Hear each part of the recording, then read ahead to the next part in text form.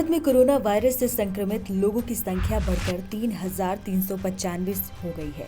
आंकड़ों के अनुसार केरल में सबसे अधिक 1,336 लोग संक्रमित हैं। बीते 24 घंटे में देश में कुल 4 रोगियों की मौत हुई है।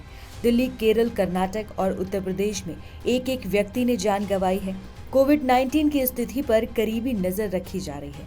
हालांकि संक्रमण की गंभीरता कम है। ज्यादातर मरीजों के घर पर ही देखभाल की जा रही है और चिंता की कोई बात नहीं है।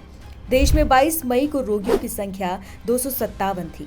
26 मई तक ये आंकड़ा बढ़कर 1010 हो गया और शनिवार को 3,395 पर पहुंच गया। आंकड़ों के मुताबिक पिछले 24 घंटे में 685 नए मामले सामने आए हैं और 4 लोगों की मौत भी हुई है।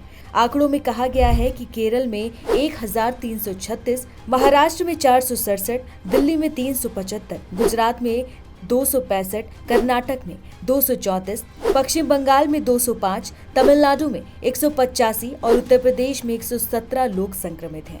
वहीं ओडिशा में 2 और लोगों के कोरोना से संक्रमित पाए जाने के बाद राज्य में कुल मामलों की संख्या 7 हो गई है। एम्स के पूर्व डायरेक्टर डॉक्टर गुलेरिया ने कहा है कि कोरोना का JN.1 वेरिएंट सबसे ज्यादा फैल रहा है।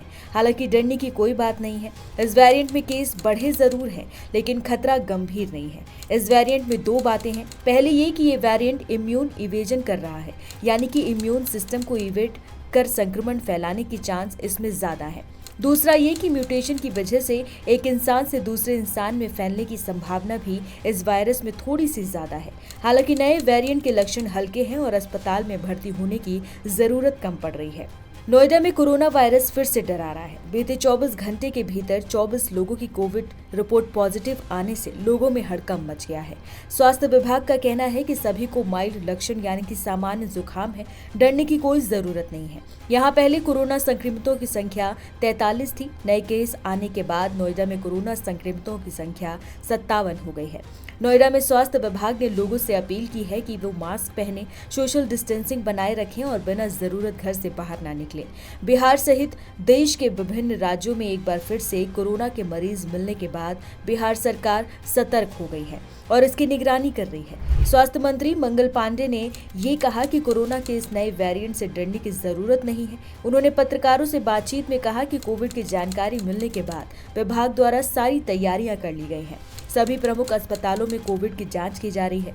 नालंदा मेडिकल कॉलेज अस्पताल में कोरोना वार्ड की भी व्यवस्था कर ली गई है।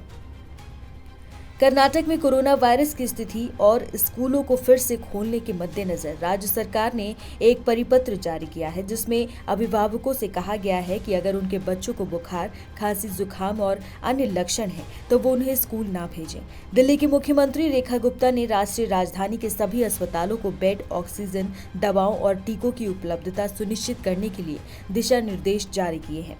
केंद्रीय स्वास्थ्य मंत्रालय के अनुसार 1 जनवरी 2025 से अब तक 26 लोगों की देश भर में मौत हो चुकी है। इसमें पिछले 24 घंटे में 4 लोगों की मौत हुई है। जिन लोगों की मौत हुई है उसमें दिल्ली, उत्तर प्रदेश, कर्नाटक और केरल से एक एक व्यक्ति शामिल है। हालांकि अब तक जिन लोगों की मौत हुई है उसकी वजह कोरोना की पुष्टि नहीं हुई है। खास बात, इनमें से ज्यादा लोग 60 साल के ऊपर थे और वो कई बीमारियों से जूझ रहे थे।